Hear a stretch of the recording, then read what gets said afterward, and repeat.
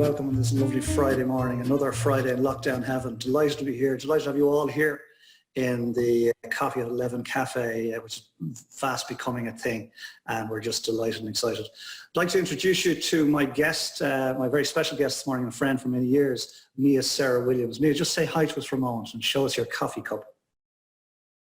Hi everyone, delighted to be here.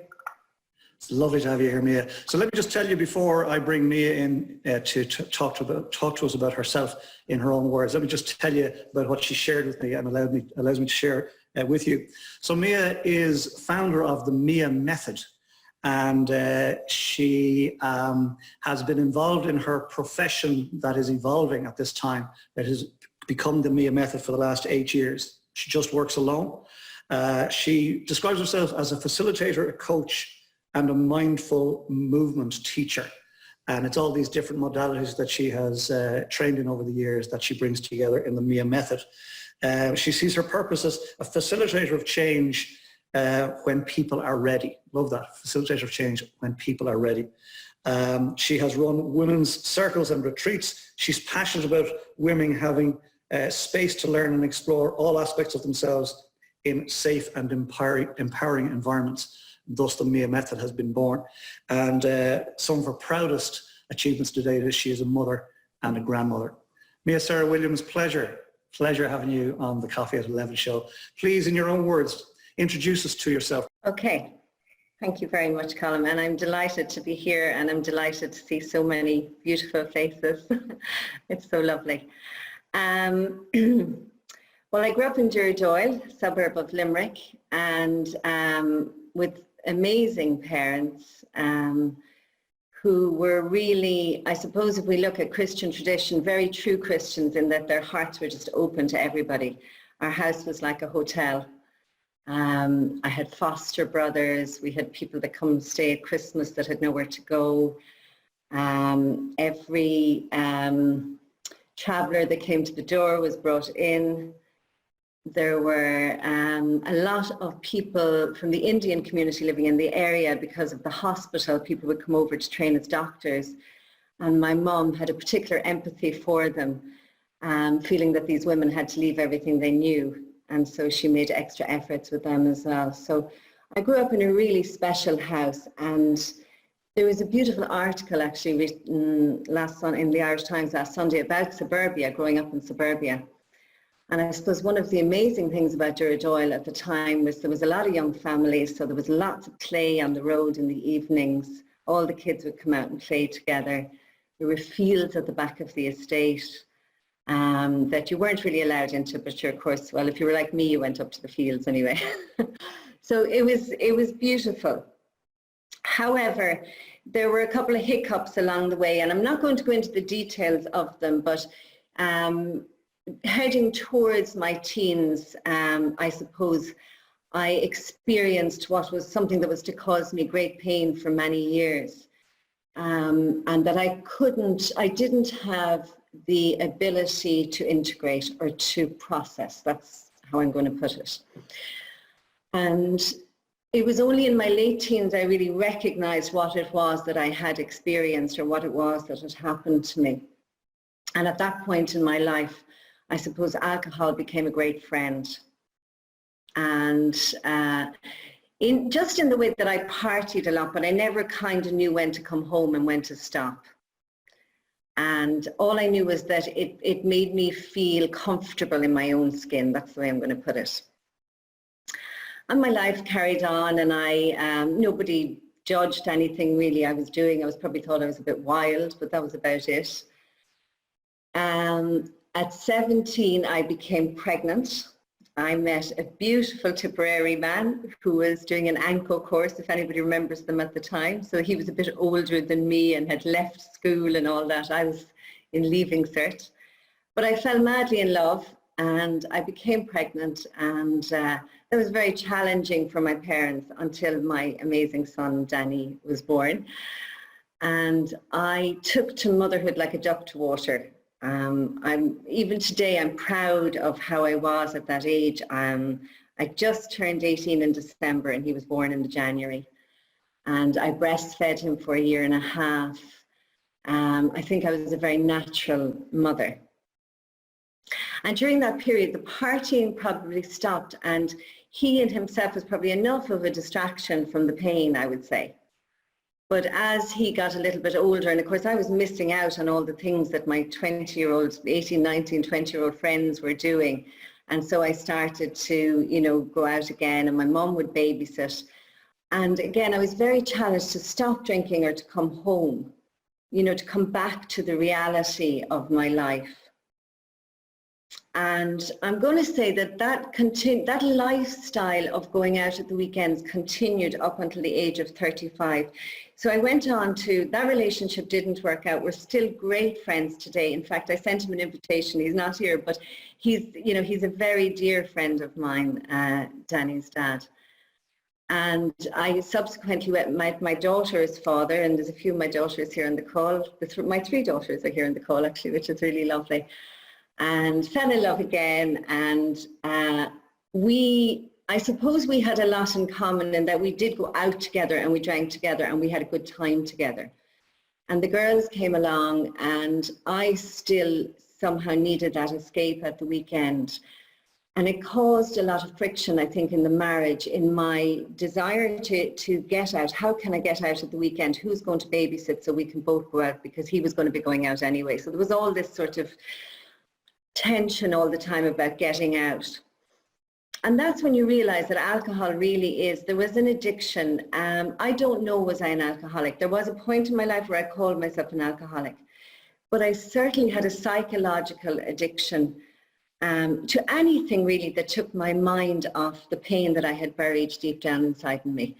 So whether it was sex, it was food, it was shopping, it didn't really matter, but anything that took my mind off it.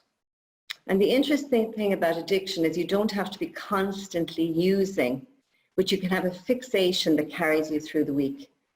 So in fact, you know, I didn't drink from Monday to Friday. I mostly, you know, drank outside the home, like in the pub and having the crack, but I was constantly thinking about Friday, and that's enough to preoccupy you, if that makes sense. So I got to the point in my life, I suppose, where I really needed to take a look at myself. The alcohol wasn't working anymore, basically. It was bringing more pain than joy. Let's put it that way. And I was starting to think about the idea of having a drink during the day. It was sort of crossing my mind. It seemed, it was at the time as well, Aldi and Lidl were opening and everybody was buying bottles of wine. And I actually one day thought, God, you know, to drink wine with my lunch, and you know, that would be very sophisticated, blah, blah, blah. But I knew something, some other place inside me thought, no, we're not crossing that line. We're not going there. And at that time, I decided to seek support, and I went to an AA meeting for women. I was living down near Cashel at the time, and I went down to a meeting during the day in Asherie. And I arrived in and I listened to stories, and I just thought, no, that's not me. I'm sort of, you know, I'm not like that. I don't carry a little bottle of vodka around in my bra, or I don't drink and drive, and I don't do this, and I you know, I had all these things that's not me. And yet I was back there the next week and the next week and the next week because it was the only thing I did know that was going to help me just to stay where I needed to be. And I literally had to go one day at a time. And sadly, my marriage didn't survive my stopping that lifestyle. And that's all I'm going to say about my marriage, because there are 3 beautiful children as a result of that relationship. And again, I hold in high regard and esteem my ex-husband. However, this was a real turning point for me, and I ended up leaving my marriage. I left alcohol behind me, cigarettes, everything. The shopping stayed for quite some time, and there's still traces of it in there. But I left it all behind me, and I began a journey with my children, more or less on my own, and went into, I suppose, what I'm going to call survival mode for quite some time. I want to honor you. I want to honor you here for your honesty. We know each other for some time, so I know you're a very open person. You wear your heart on your sleeve. And that's the beauty about this little Coffee at 11 show. It's about bringing real people in to give them not even a platform, but just to allow them to be real in front of other real people. That's the whole idea. It was COVID born. Christina was asking, it's COVID born, and it's designed, the intention was that it would offer some level of solace to people out there. And we've had all sorts of stories shared on the Coffee at 11 show to date. And yours is particularly special, dare I say, because you're touching on a lot of stuff there that I'm quite sure some people on the call, perhaps when they're re-watching the video, will identify with. So I just wanted to thank you for that. It's some journey. It's so rich with in positive intention that, you know, we just want to hear some more. So up until now, we're at the point where you've got 3 beautiful daughters, right? And a son. And a son, forgive me, and Danny, and Danny, of course. Yeah. So we're at that point where you're just embarking on this journey, which I believe is going to lead you into the work that you began to do, and therefore the Mir Method. Is that fair to say? Yeah, absolutely, absolutely. So there's one little story I'd like to tell you, and I hope I'm going to have time to say all the things, but I'm trusting that whatever comes out is what's meant to be heard today. I've always had a faith, and during that time I suppose found it very difficult to go out and look for work because I felt the children had been through a lot, and the idea of not being there to pick them up from school was very difficult. They'd had to change schools and move house, and you know, there'd been a big ordeal. But it got to the point where I couldn't survive on the money that was coming in, and I knew I had to find work. And I remember sitting on the bed one day, so this is about 4 months after I've left my marriage, and I was sitting on the bed, and it was that kind of a cry and a prayer that's a real plea. I just said, look, I can't do this. I need something, and I need something that's going to carry me through and serve my family. And I just said, please, please, God, you know, that was kind of how it was. And literally the phone just rang. I was sitting on my bed with my phone beside me, and the phone rang. And this woman came on the phone, and she said, your name is Mia? I said, yeah. And she said, look, somebody gave me your number. And she said, I know this is very strange, but she said, you've come so highly recommended that I don't even want to interview you. I want to know, will you take a job with the Irish Wheelchair Association? And she mentioned that it was caring for a woman, and she lived nearby, et cetera, et cetera. And I said, look, I have young children, and I don't know, is it possible or feasible? I said, it would depend on the hours, et cetera, et cetera. And she said to me, well, she said, it's every second weekend. And my children went to their dad every second weekend. And this was just perfect. And it just landed on my lap. And the hours increased over time to, like, I could go down in the morning during the school hours, and I was always there to pick them up. I was often late. They'll all raise a hand to that. But I was always there to pick them up. And I suppose my life has been a little bit like that. There's been miracles. So during that time, I worked with Mary, this amazing woman, and the kids often came with me as well. There was all sorts of openings within that and freedom within that job. And I took on other clients. But eventually I was finding it wasn't enough. And I had such a desire to give back what I had got, I suppose, through my addiction journey, and the freedom that I was starting to feel, because when I stopped drinking first, I was so full of fear and anxiety, and all my stuff was coming up to the surface. I meant to say that all the stuff I'd been trying to bury, I was getting smells, I was seeing things, and I suppose I was in post-traumatic stress, but somehow with the help of a beautiful counsellor in Limerick, I got through that, and I started to heal, but I'll come back to that again. Anyway, I did a course in addiction studies, and I went on to do drug and alcohol studies in UL, and I started working in homeless hostels, and very much on the forefront of addiction. And somehow I was given this grace that all I could ever see was beyond the addiction, the face of love in everybody I met. And I don't know why or what, gave me that, God, I suppose, I don't know, but some grace where I could see beyond. And if God doesn't fit for you, I don't know, the universe, but something was giving me this grace. And so I would go into homeless hostels and I would hang out with the men all day, and I just loved it. I loved the work so much. And then I ended up running a respite house for families affected by addiction, working with the non-using members of the family. And that was an incredible job because I was given a blank slate. I was given, a fund to work with, and I was allowed to create whatever I wanted. So a little bit like you, Colm, with the coffee, I realized that so much happened over a cup of tea. So the respite house became much more about hanging out and drinking tea, and I started to bring in outside facilitators to do massage or aromatherapy or Reiki or different things it was mostly women. It wasn't all women, it was children as well, and I sometimes had men in, but mostly women that were with me. And really, I just saw that they just needed to stop, they needed to be seen, and they needed to be heard.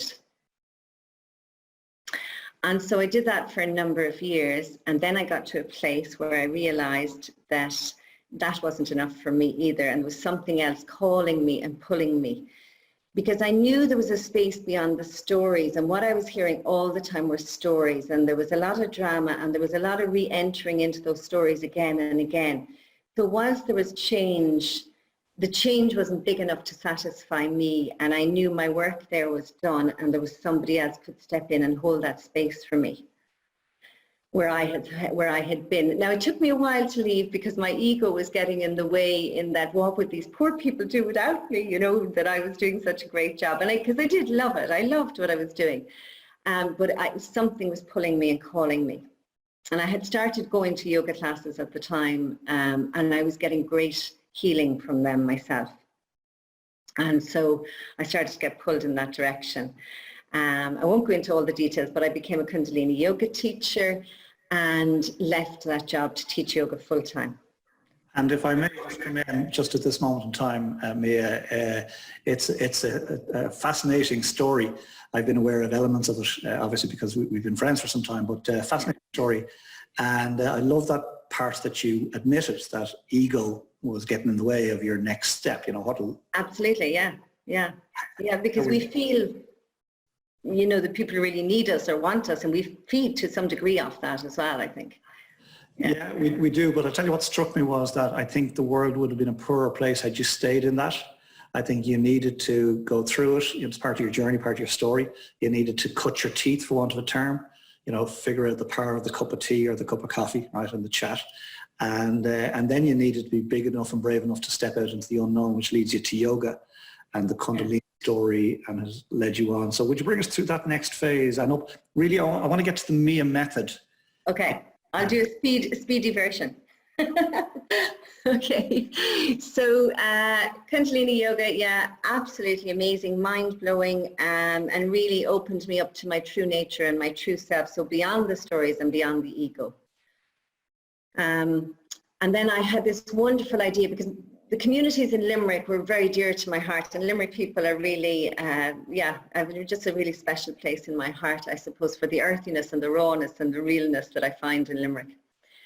And so anybody who's been to my yoga classes will know that they were much more than yoga, and I suppose I wanted to bring that into the community, so I started working in the hostels teaching yoga. I started working with women's groups who were involved with these addiction programs that I had been in. I still teach whenever I get an opportunity on the addiction studies course, Yoga for Addiction. I taught down in Bushy Park, etc., etc. And then I had this wonderful idea. I was going to open a yoga centre in Limerick, but it was going to be also have a cafe downstairs where anybody could come in and you just got a cup of coffee. You didn't really need to have money.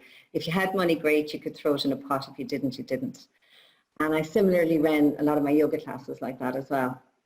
It's not a great business move, and I suppose business is not my forte, my strong suit, and unfortunately it stayed open for 14 months, and it broke my heart when I closed the doors, but it was a very special place, and a lot of people, I suppose, in Limerick still talk about it. It was the Sun and Moon Yoga Centre, and I think a lot of new yoga teachers in Limerick got a start there, because a lot of people came to work there, and therapists came to work there, etc. And it was a wonderful dream.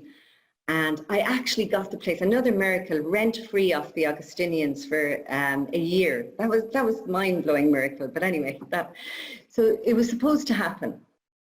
So I left that, and then I began just teaching regular classes and running retreats and workshops and women's groups. And this is going to bring me right up to the Mir Method. I suppose I got to a point where, again, that wasn't enough for me. So I went and I started to train in modalities like havening techniques and hypnotherapy and life coaching and mind coaching. Mostly, I think it wasn't just that the classes weren't working, but really financially surviving on just teaching yoga isn't the easiest thing in the world. So it felt like a good move anyway, and it was broadening my mind and my horizons. However, I found that whilst I loved it for a time, working on a one-to-one wasn't fulfilling enough for me either. I love groups of people, and I love meeting lots of people, and I'm very gregarious, and this work was happening from home. And so I thought, no, I need to go back to doing more group work. Now, I still do take one-to-one clients, but less than I was taking. But I've such a passion for women and women's wellness that the Mir Method came about through the clients I saw, through the students that I met, through the women from that respite house, just women in general that have touched me, and how amazing and incredible and powerful they are.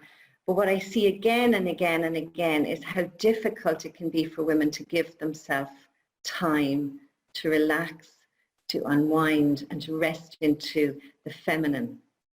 Now, when I say the feminine, I don't mean feminine in terms of, you know, how woman as such.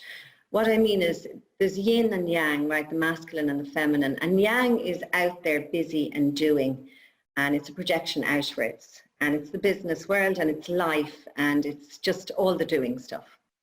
And yin is the resting back and the sitting in, and the leaning back into ourselves and to taking deep relaxation. And I just see that so frequently with women, that it's so hard for them to take that, to stop and to rest into it. And that's where all our meeting of ourselves, I suppose, happens. That's where all our healing, replenishing, our looking after our organs, mental, physical, emotional health, all of that happens in the non-doing. And the feminine is the non-doing. So men, ye have that as well. So this isn't just for women, but it is in the non-doing. And because I know women and I am a woman, it's, I suppose it's easier, not easier, but I've chosen to work with women. I've chosen that niche. And in particular, women that find it difficult to stop and to be good to themselves. And that, I don't mean buying a new dress. And I don't mean having a glass of wine. By all means, have a glass of wine and buy a new dress. I'm not knocking that. But that's not what I'm talking about. It's the real stopping, the real non-doing, the real doing things that bring you present to yourself. And so the Mir Method was born, and I suppose all of it creates space for becoming present and fully with yourself. So I'll tell you what is lovely about this, right, is there's a beautiful fluidity to it. And you said a couple of things. I was busy making notes. You said business isn't my forte. And we've known each other for some time, and I can concur with that. And I mean that with... No. I mean that with love, and you know that, right? But what I want to say is business is not your forte, but love is your forte. Unconditional love is your forte. That's what you bring to the world. Is that okay, yeah? And what I'm really excited about is that the Mir Method has been born, because I've been witness to your journey over the last number of years. And, you know, it's been a little bit... And you know, we know each other, so I can say this. It's been a little bit, okay, I'll do this. No, I'll do this. No, that's not what I'll do this. Mir Method, when you put out your ebook, it just blew me away, because all of a sudden it was Mia, and it wasn't this modality or that modality or this modality or that modality. It was, this is what works for Mia. It's the Mir Method, right? And it incorporates them all, and it's truly beautiful. And all you're saying to the world is, do you know what? This mightn't be for you, but it works for me. here's the Mir Method. I think it's wonderful. So I wish you every success. Let's give Mia the Coffee at 11 show. We want to wish you every success with that, Mia, the next phase of your journey. Tell us a little more about the Mir Method. Okay, so it has started off literally as an ebook, and as I say, I suppose it's the things that have served me well and worked for me. And it's a taster really of what's more, there's more to come, and you know, I will go deeper into the Mir Method, I think, in the next phase of it. However, it's just literally for those of you that are wanting to stop and be a little bit more present to yourself. So it incorporates detoxing your home, which I'm very passionate about. I'm not a minimalist, but I do know that the less things we have to be responsible for, the easier our lives are. And it's literally as simple as that. The second part of it is mindful movement. So it's that real just taking care of and nurturing your body. It's about resting into your breath, so really getting in touch with the life force and how valuable this is, because usually we only look at our breath when a baby's been born. We watch for that first breath, we watch for the last breath when somebody's dying, and we ignore the magnificence of the breath that we take that keeps us here in each moment, moment after moment in this amazing life, the gift of life. So we rest into breath, and then we learn to do a little bit of meditation or just sitting with ourselves. And the fifth one is it's called the China Cup concept. This China Cup, by the way, is mentioned in the ebook. These were Marianne's cups. Marianne was a grand-aunt of mine who apparently had a medal for being, my mother would always say, the old IRA, now the good IRA. She had a medal for that. And she gave these cups to my mum, and they were kept for good wear. But I always wanted a Marianne cup, and I was always called Lady Muck at home because I'd be looking for the Marianne cups. So I was gifted them not so long ago. So here's my Marianne cup. But the China Cup concept is all about really doing the things that you love and you're passionate about and that you know, really, really enjoy. So whatever it is, and that's different for every woman, but it's taking time to do those things. And, you know, having a China Cup is one of those little things for me. I just love it. So yeah, that's the last part. And I will be, I suppose, if there are things that prevent somebody moving into that place of relaxation like trauma, I'm equipped then to work with them with that on a one-to-one basis. And then we would move into the Mir Method. So there will be things that can get in the way of being able to relax, you know, and so I'm not saying that it's just a matter of tidying up your house and, you know, sitting in a corner doing meditation. However, they're very basic things. They take about 20 minutes, the whole program, if you were to incorporate it into your life. And, you know, if we can't give 20 minutes to ourselves and to our well-being and to improving our lives and to being kind and gentle with ourselves, then, you know, it's a sad lookout, I suppose, if we can't do that for ourselves. 20 minutes out of 24 hours is not a lot to give. No. To gift yourself. No. We've used the phrase before, Mia, on the show, Poyumf, P-O-Y-O-O-M-F. Myself and Eamon are proponents of Poyumf, which stands for put on your own oxygen mask first. We hear airlines, or at least we used to hear it in airlines when airplanes were a thing. And it's about looking after yourself first before you're capable of looking after those around you. So I think the Mir Method every 20 minutes for men or women would be a very powerful gift to ourselves. I love the fact, by the way, that you specialize in the area of the feminine, largely with women, but the feminine in the man too. But I think that's you working through your truth, if that makes sense. You know, you're very caring about women, and you're very aware, being a woman, of the particular struggles that women have in society. So I want to applaud you for that, and as I said, wish you every success. Eamon is going to put in the URLs to your various different platforms into the chat for people to check out. I'm going to go to Q&A from the floor in just a few moments, maybe. Before we go there, could you give us one tip that you would tell to your nearest and dearest? You'd get through COVID best by doing this one thing. What would it be? Feel all the feelings. I think there's a real lean towards positivity, and I think positivity is wonderful. But I think we often bypass, and we don't want to say that we're feeling sad or we're feeling low or we're missing people or we're down or we're afraid it's never going to end. And I think it's really important to acknowledge your feelings. It doesn't mean we don't move into positivity or gratitude, but I heard this expression some time back, feelings buried alive never die. And it's really powerful. So, you know, if you feel angry about COVID or sad, it's just to give it voice. You don't have to dwell in it. I'm not talking about sitting in it. I'm not talking about holding on to it. Once you actually tend to give our feelings a voice, they dissipate. But if they don't get a voice, they're buried down. And so I think that's really important. Yeah. It's just truly beautiful. Feel all the feelings, and feelings buried alive never die. Very powerful. Thank you, Mia. Thank you for that.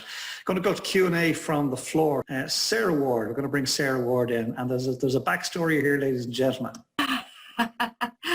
Hi Mia, how you doing? Hi Sarah, lovely to see you. Lovely to see you too. I just want to say I love the China Cup thing. I love the China Cup, and I love the idea around it and everything. That's lovely. I have witnessed your meditation, your yoga and your work, and I must say it impressed the hell out of me. I love it. I love it. You've got a beautiful way about you. You're very, very, very gentle and caring, but yet there's a bit of fun to you, you know. There's a little bit of, you know, from back in the day when we used to hang out, that fun is still there. And I must say that the work you've done has been phenomenal, and I wish you all the success for the future. Well done, girl. Thanks, Sarah. Thank you. Can I love say that. one thing actually before we go on? Lest anybody sees me on Facebook or Instagram or anything with a glass of wine in my hand. I have moved full circle, and I have a lovely, healthy relationship with an odd drink every now and then. So if you kind of think, oh Jesus, she's fallen off the wagon. I came off it quite a while ago. Anyway, I just wanted to put that out there. Thanks for that.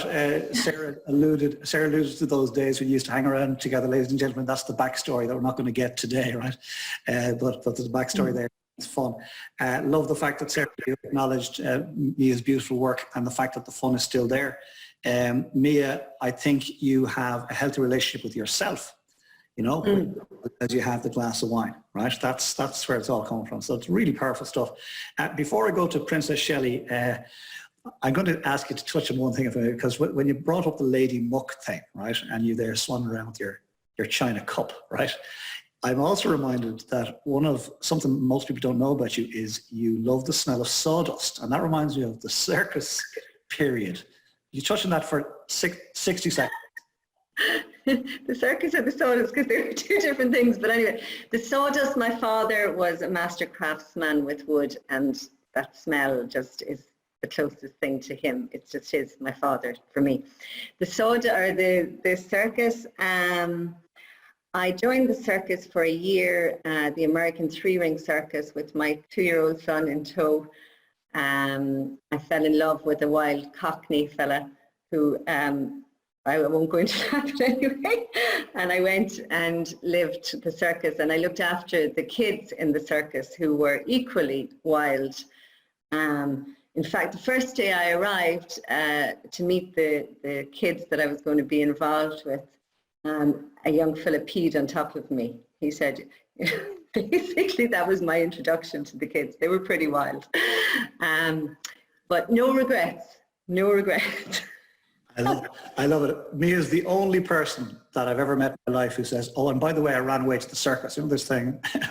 It's one of those anecdotes, people run away to the circus. And I was warned never to tell my grandfather, who's passed away, but my mother said, don't ever tell your grandfather, don't ever tell.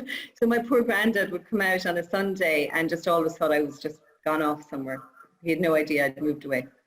I love it. Yeah, I lived in a caravan. And ladies and gentlemen, there's the power of assumption, right? I assumed when Mia said people don't know that I love the smell of sawdust, I assumed it was to do with the circus story and not this beautiful memory of her dad, a master wood turner. Mia, it's been an absolute, it is an absolute pleasure. It's not been, it is. Princess Shelley, over to you. Hello, good morning again, everybody. I have the pleasure of moderating these lovely comments that are coming in, Mia. Eve Farrelly, who is a regular, she joins us regularly here in the cafe. She started by saying thank you to Eamon for a lovely start to the show when he grounds everybody. And then she said, what a wonderful woman. It sounds like you kept very close to what your own voice was guiding you to do. Very brave. So that was nice. And then she said a little while later, unfortunately, I have to leave for work now, but please extend my thanks to Mia for sharing her story. It was wonderful to listen to. So, and that was Eve. Like I say, she, let's give Mia and Eve a round of applause for that one.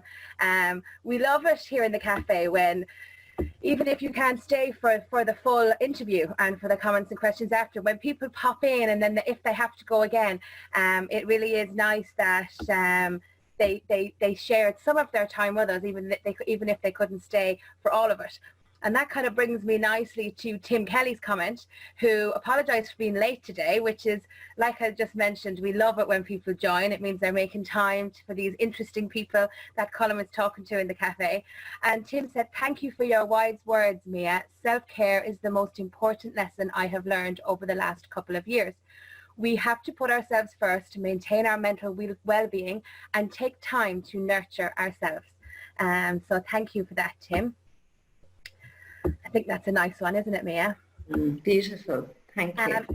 Eamon, he's our guest services, and he started off today's show, and Eamon said, I love what you say about the feminine energy, Mia, the not doing, the being present. This can be such a struggle to allow this energy, most certainly for men as well.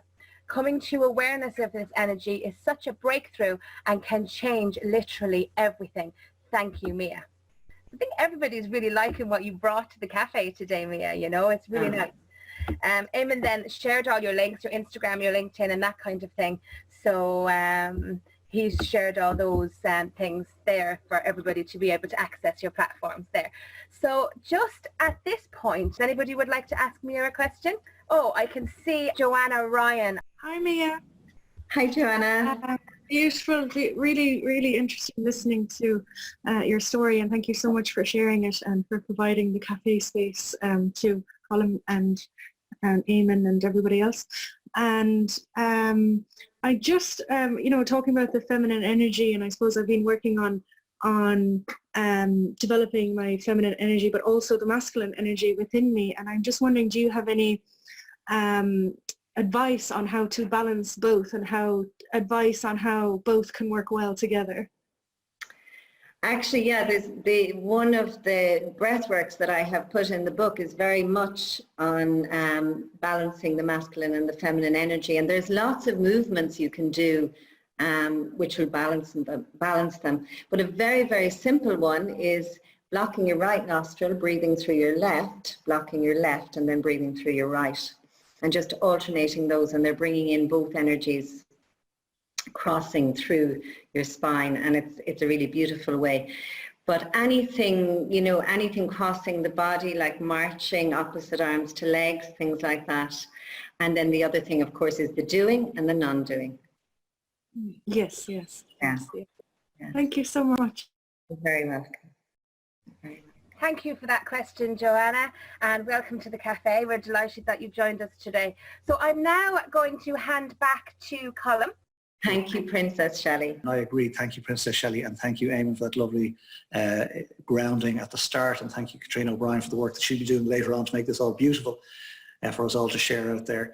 But most importantly, thank you, Mia Sarah Williams, for taking the time to come here and be open and share this space. I used the word earlier, platform, and then as I was listening to you speak, I realized it's the wrong word. It's a space. So this Coffee at 11 show is a space for people to come in. The strapline is people worth meeting, and Mia Sarah Williams, you're definitely somebody worth meeting.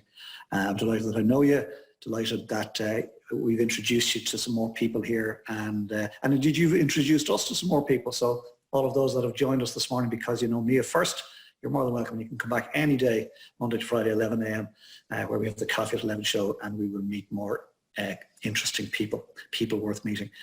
Okie dokie, before I let you all go and say our final goodbyes to Mia, let me just tell you what's happening on Monday, because we're at the weekend. Weekends are still a thing apparently, and we're at the weekend. So Monday next, I've got a really interesting guy, another person worth meeting. His name is David O'Donovan, and David is a dub, right? And he's living down here in the Midwest. I met him in Limerick, didn't know him in Dublin. Dead cool guy with a DJ background, very, very, very creative guy. And one of the coolest things that I ever attended was he set up a festival called INY, and it stands for Ireland, New York. And it's where he's creating links one story at a time, it's all about storytelling between Ireland and New York, and he's using Limerick as the base for INY. And so I attended the gala ball for the INY festival last year. Of course, it's all up in the air at the moment for 2020, but the keynote speaker was the commissioner of the NYPD. How cool is that, right? The commissioner. Oh, wow. Yeah, seriously cool, right? So that's what we're talking about. So you really need to come in on Monday morning, give yourselves an hour, a Mir Method break, right? Allow yourselves, come in here for an hour on Monday morning and meet David O'Donovan. Mia Sarah Williams, it has been an absolute pleasure having you on the Coffee at 11 show. Thank you for taking the time and for being so open and honest with us. Namaste. Namaste. I just want to say as well, thank you so much to my children for being here and joining, and my cousin and little Tess, who I see has appeared, and everybody else.